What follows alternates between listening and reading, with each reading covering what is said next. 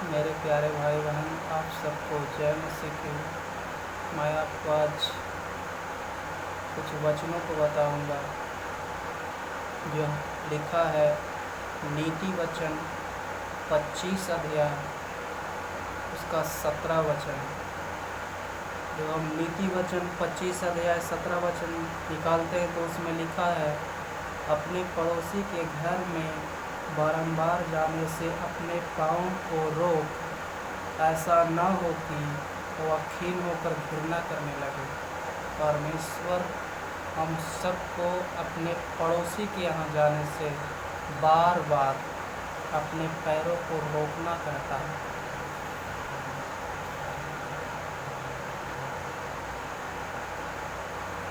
सबसे पहले हम ये जानेंगे कि क्या हमारा पड़ोसी कौन है।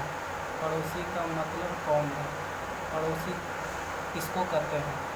मैं आपको एक कहानी बताता हूँ जो आपको लूका के चैप्टर में मिलेगी। जो छूत सामरी की कहानी है।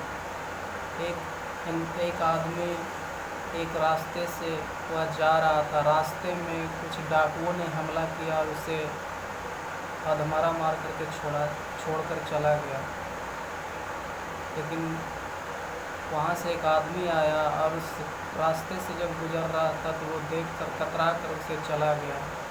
दूसरी बार में फिर एक आदमी उस जगह में आते हैं और वो भी देख कर कतरा कर चला गया।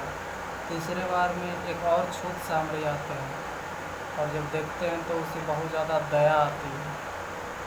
जब वो दया आती है उसे उठा कर वैद्य के यहाँ ले जाते हैं और उसे इलाज करवाते हैं। लेकिन सबसे बड़ी बात तो ये है कि उस छूत सामरी को ये पता नहीं था कि वो है कौन, लेकिन तब भी उसको मदद किया।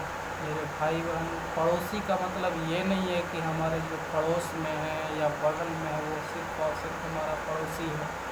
पड़ोसी का मतलब चाहे वो कोई हो, आप कहीं का हो, संसार के कोई भी इंसान क्यों ना हो, वो सब के सब पड़ोसी ही है। तो इसीलिए प्रभु ने ये बोला कि बार बार अपने पड़ोसी के यहाँ जाने से अपने पाँव को रोक। सबसे पहली बात है कि हम बार बार जाने से पैर को क्यों रोकें। मतलब कि परमेश्वर क्यों ऐसा बोल रहे हैं कि बार बार जाने से पैरों को रोक। बार बार कैसे लोग जाता है, तो पहले उदाहरण से आप समझें कि कोई एक लड़का है जो अपने घर को छोड़कर किसी दूसरे के घर में बार बार वो जाता है। दूसरा, कोई लड़की है या कोई औरत है जो अपने घर को छोड़कर किसी दूसरे के यहाँ जाकर बैठा रहती है। तीसरी बात ये है कि घर में क्या हो रहा है, कौन सी काम है, कौन सी काम नहीं है, उससे उसको कोई मतलब नहीं है। और बहुत सारे लोग तो ऐसे होते हैं कि अपने घर में जब रहते हैं तो उनके बच्चे भी घर में रहते हैं, तो जब वो बाहर निकल जाते हैं और बाहर से ही आवाज़ ये लगाते हैं, बेटा घर पे रहना, मैं आ रहा हूँ किन्हीं के यहाँ से, और वो जाके दूसरे के यहाँ बैठी रहती है। बेटा या बेटी नहीं सुनती है कि क्या बोले, फिर वो दूसरी बार में फिर वो जाते हैं उनके बच्चे, और वो बाहर जाते हैं और वो बाहर से आवाज़ लगाती है कि मम्मी घर पे रहना। लेकिन मम्मी तो कब के वो चली गई, किसी दूसरे के यहाँ बैठी, और हम भी चले जाते हैं और गेट जो है ऐसे खुले हुए छोड़ दिए। बाहर से पापा आए, बेटा बेटी कहाँ हो, कहाँ गए आप, मुझे खाना दो, लेकिन घर में कोई रहे तब तो ये जो आदतें हैं, परमेश्वर ये बोल रहे हैं कि बार बार अपने पड़ोसी के यहाँ तू ना जा। बार बार पड़ोसी के यहाँ जाने का मतलब ये है कि हम अपने जीवन को खतरे में डालते हैं। परमेश्वर क्यों मना करते हैं कि हमें बार बार पड़ोसी के यहाँ नहीं जाना है। उनका मना करने का एक बहुत बड़ा कारण है जो आप सुने। सबसे पहली बात तो ये है कि जब वहाँ पे आप किन्हीं के यहाँ बार बार जाएंगे तो वो आपसे घृणा करने लगेगा, वे आपसे घिनाने लगेगा। वो यही सोचेगा कि बार बार मेरे ही यहाँ आता है, इसकी कोई घर नहीं है क्या, इसे कोई मना करने वाला नहीं है क्या। ये पहली नुकसान है कि हम उसके नज़रों में गिर जाएंगे। दूसरी नुकसान ये है कि बहुत सारे ऐसे लोग हैं जो जब आप बार बार किन्हीं के यहाँ जाएंगे तो वो आपसे लड़ाई झगड़ा करने लगेंगे कि तुम मेरे यहाँ नहीं आना, वो भी बोलेंगे तू भी मेरे यहाँ नहीं आना, और ये भी ऊपर से बोलेगी कि तू भी मेरे यहाँ नहीं आना, उधर से ये बोलेगी कि तेरा बच्चा आएगा उसको मारूंगा, मेरे यहाँ आ गया तो वो बोला तेरा बच्चा आएगा तो मैं भी मारूंगी। ऐसा करते करते दोनों मिलकर वो लड़ जाती है। तो यही है जो हमें नुकसान है। तीसरा नुकसान ये है, ध्यान से सुने, तीसरा नुकसान ये है कि जब हम किन्हीं के यहाँ बार बार जाएंगे तो वो हमें अगर किसी भी प्रकार से अगर बाई चांस उसके यहाँ चोरी हो जाएगी तो वो हमें बदनाम करेगा। बदनाम ये करेगा, कोई एक ही बात बोलेगा कि यही तो बार बार मेरे यहाँ आता है, इसके सिवा और कौन चुरा सकता है मेरे पैसे को या मेरे सामान को, यही चुराया होगा। जब बाहर में पूछताछ कराते हैं कि यही चुराया होगा, है ना, लोग है जो एकजुट हो जाते हैं, इकट्ठा हो जाते हैं, और घर में 5 लोग अगर लोग हैं या 10 लोग मेंबर हैं, अगर वो बोल रहे हैं आपको 10 के 10 कि इसी ने चोरी किया क्योंकि यही आता है मेरे घर और कोई नहीं आता है, तो आप सोचें क्या आप अपने आप को ये साबित कर देंगे कि हमने चोरी नहीं किया है? आप कभी नहीं साबित करेंगे। ये नुकसान है हमें बार बार किसी के यहाँ जाने से, इसलिए परमेश्वर ने हमें मना किया किसी के यहाँ बार बार जाने से। और अगला नुकसान ये है कि अगर हम बार बार किसी के यहाँ जाते हैं, बार बार उसके यहाँ जब हम पहुँचते हैं तो वो एक ही चीज़ सोचता है कि अरे यार ये बार बार मेरे यहाँ आता है, कौन सी ऐसी बात है जो आता है, कोई तो लालच इसके अंदर है, कोई तो लोभ है। तो इसी कारण में वो बार बार उसी के यहाँ मेरे यहाँ आता है।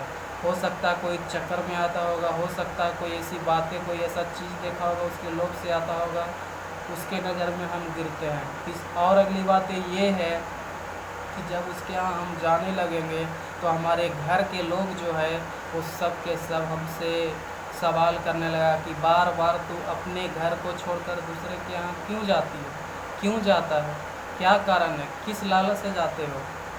घर तुम्हारा नहीं है, माँ बाप के नज़रों में, भाई बहन के नज़रों में, है ना, हम पूरी रीति से गिर जाते हैं।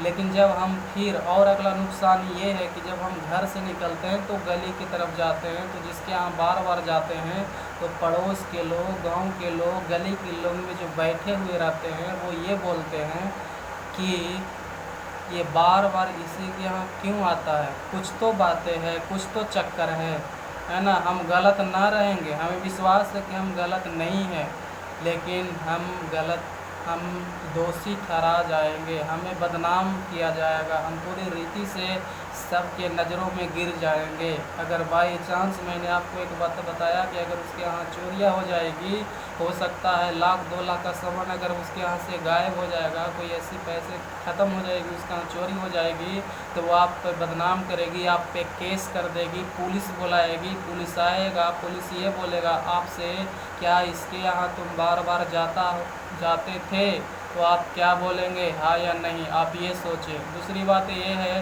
कि वो घर का भी बोल रहा है कि बार बार मेरे यहाँ ये आता ही है, आप गलत साबित कर देंगे? नहीं। तीसरी बार गलियों के लोगों से पूछेगा कि क्या आपने कभी देखा इस लड़के को या इस लड़की को कि इसके यहाँ बार बार जाते हुए?